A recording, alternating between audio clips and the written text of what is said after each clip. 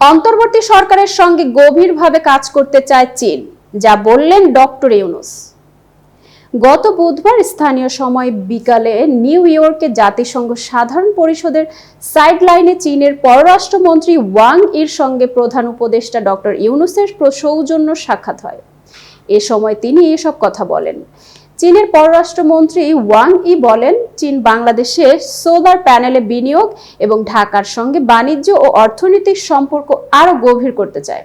প্রধান উপদেষ্টা ডক্টর ইউনূস বলেন, চীনা সৌর কোম্পানিগুলো বাংলাদেশে আরো বড় আকারে বিনিয়োগ করতে পারে, যা অনেক ধনী দেশের কাছে পছন্দের বাজারে প্রবেশাধিকার ভোগ করে।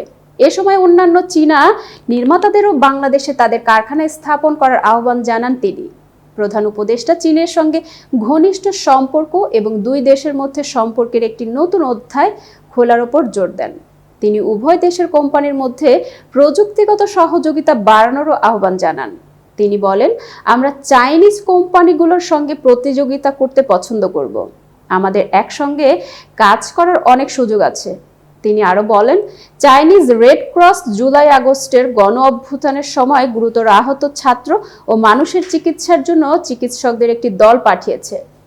ওয়াং ই আরো বলেন, চীন বাংলাদেশ থেকে আরো বেশি শিক্ষার্থীকে স্বাগত জানাবে।